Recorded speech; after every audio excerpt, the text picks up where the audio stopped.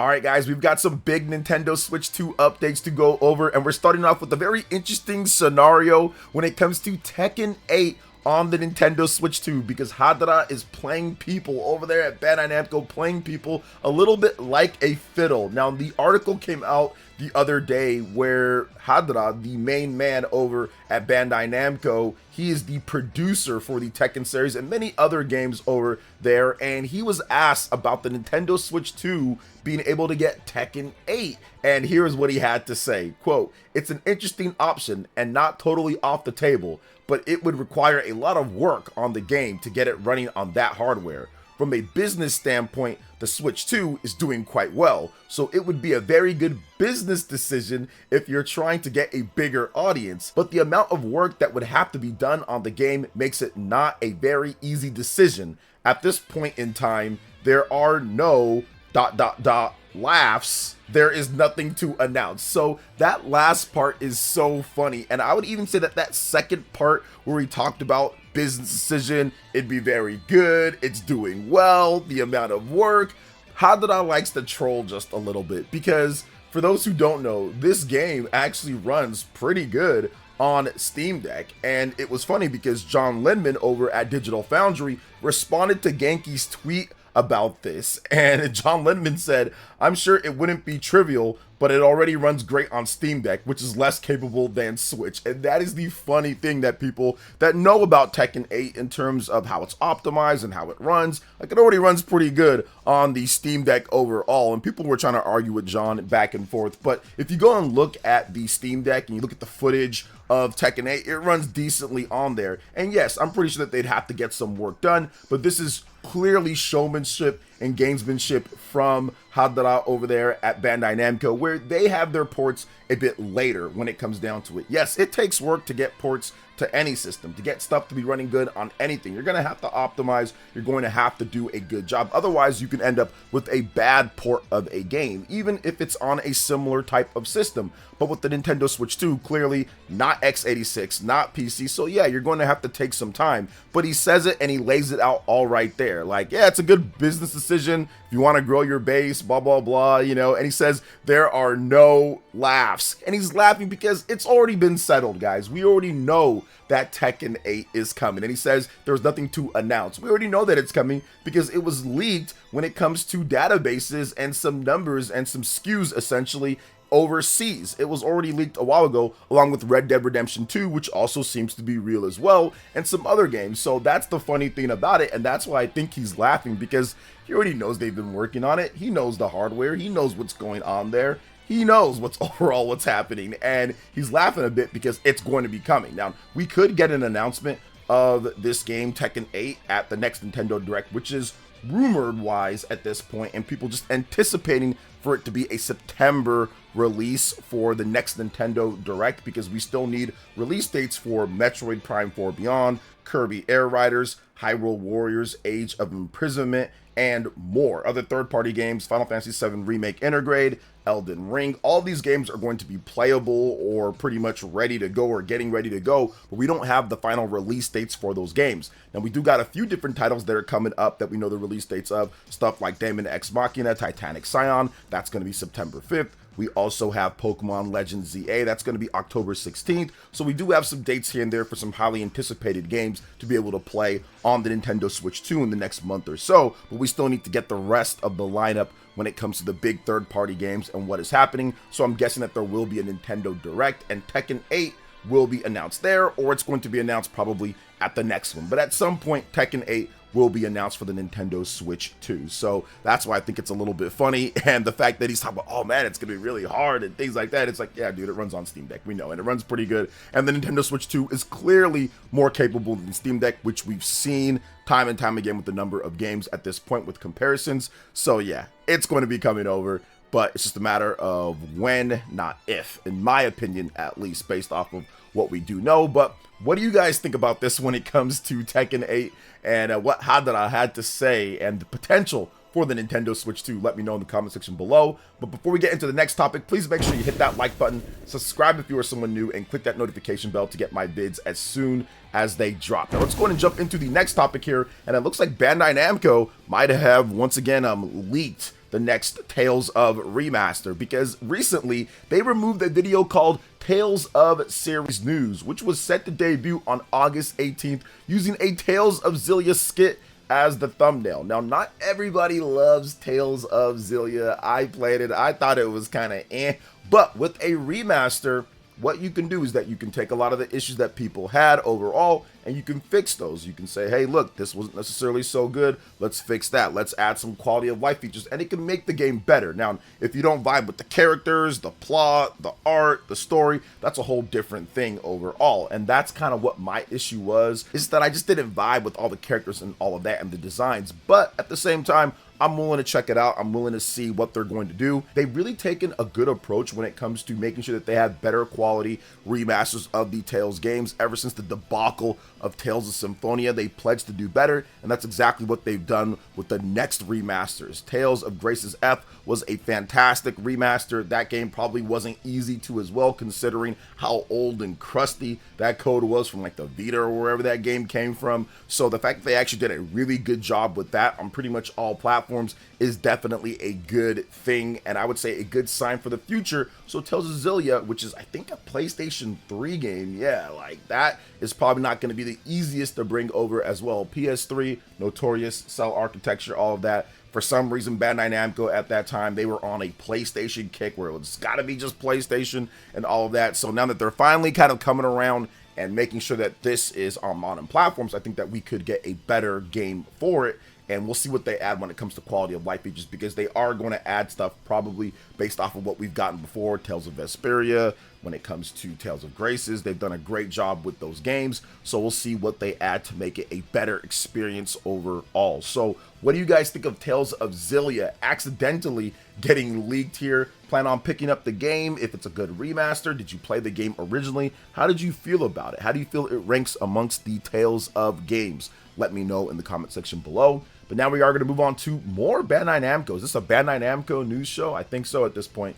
But Bandai Namco does have a brand new game engine, and everything is full steam ahead with that. Apparently, their developers are getting caught up on the game engine as I speak here. So the company originally first announced this brand new game engine back in 2019, and they want to make their own game engine so they don't have to rely upon using stuff like Unreal Engine. So what that does is that over the course of, I would say, years or decades, you can save millions, maybe even up to billions of dollars, because you're not going to have to pay the royalty fees that you would have to pay if you're using somebody else's game engine. So that's the important thing. If you look at what Capcom did, they had the RE engine, and before that they had the MT framework, and they would build a lot of their games using that, save them so many millions upon millions of dollars, because you can build it upon your own and not have to pay those fees. So I think that that's what Bandai Namco wants to do. They heavily rely on Unreal Engine 4,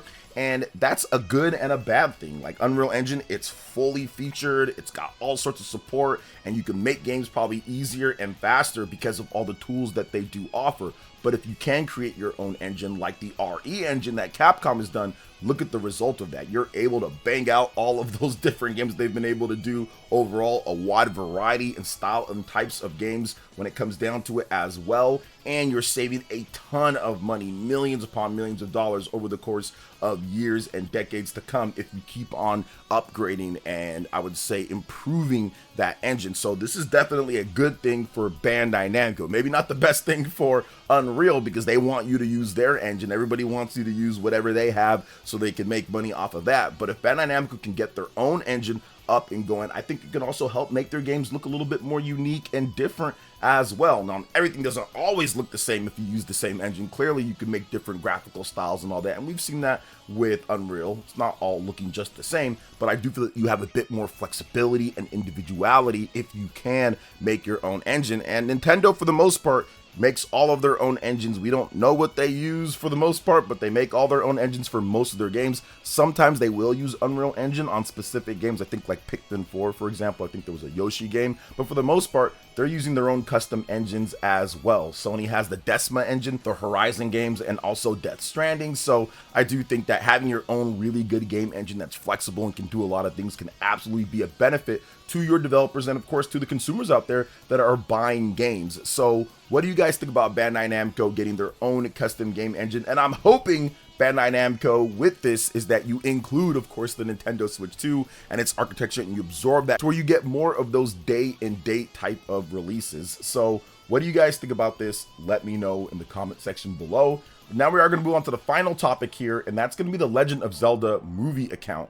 It's got an official X account, and guess what? They are following just Sony stuff at this point, and people wanted to point that out, that wait a minute, hold up here, look at this X account here, what's going on? Why aren't they following Nintendo stuff as well? Because it's Nintendo's IP, but they're only following PlayStation and Sony Pictures. But I think at this point, obviously the movie is a co-collaboration overall, and it says exclusively in theaters 2027, The Legend of Zelda. It's got the official gold business checkmark as well, in addition to the Sony icon, Sony Pictures icon too. They've got a few different tweets up overall when it comes down to it. Talk about the Legend of Zelda movie. They've got some of the actors in there that was revealed. They actually retweeted it from Nintendo Japanese account as well. They also talked about the individual characters who are playing Link and Princess Zelda. So this is the official thing. I'm going to go ahead and follow it at this point. I'm looking forward to the Legend of Zelda movie.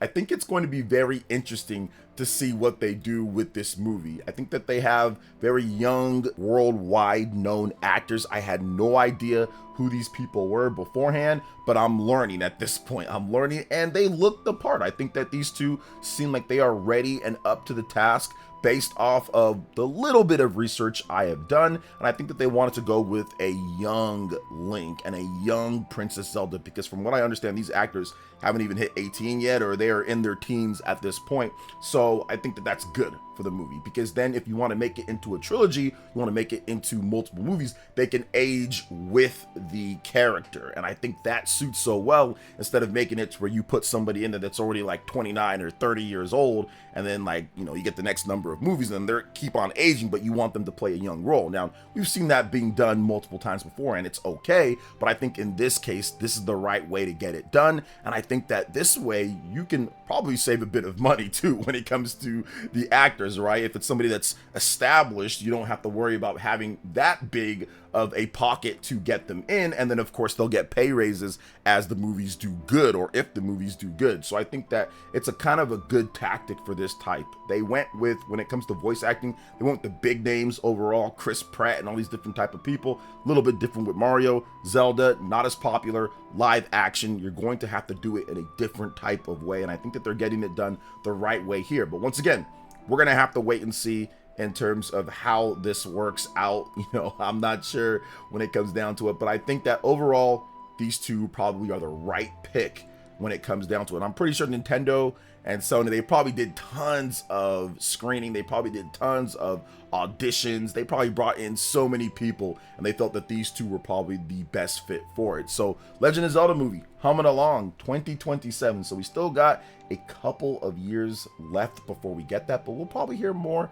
about the movie next year. I wouldn't be surprised if Nintendo actually talks about it at a Nintendo Direct, like they did with the Mario movie multiple separate times. So we'll see what happens going forward in the future, but I am looking forward to the Legend of Zelda movie, and once again, I think it's going to be pretty good. And I do want to add one more thing. Speaking of the Legend of Zelda series, the Legend of Zelda series, Stealth put up a tweet talking about how popular in terms of sales wise that it's been, and it was so fascinating to see how much the last two games, when it comes to the Legend of Zelda Breath of the Wild and Tears of the Kingdom, added to the total. So Stealth put out this tweet, and it says the Zelda series has sold over 170 million units. Now if you look at it here, Breath of the Wild sold 35 million plus, Tears of the Kingdom sold 22 million plus, Ocarina of Time sold 14 million units plus, Twilight Princess sold 9 million units plus, and the rest of the series sold 90 million units. But even if you look at just the last two games, Breath of the Wild and Tears of the Kingdom, that is a combined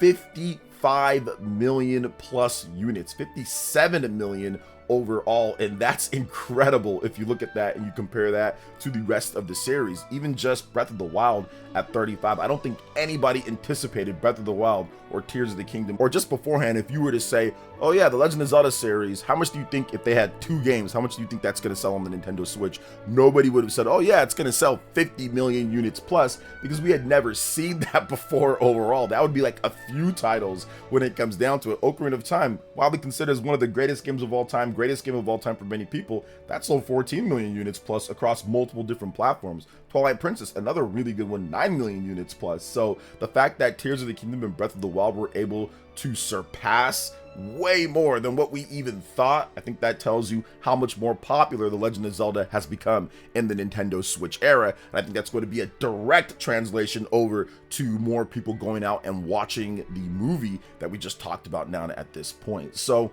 what do you guys think when it comes to everything we talked about here with the Legend of Zelda series, also Bandai Namco and all that stuff that's happening there, Tales of Xillia and Tekken with the Nintendo Switch 2? Let me know in the comment section below. All right, guys, that wraps it up for this one here. Thank you so much for watching. I do appreciate it. Please make sure you hit that like button, subscribe if you're someone new, click that notification bell, and check out my other Nintendo Switch 2 RPG content and more right here on screen. Thanks for watching, and we'll catch you guys for the next one. Peace.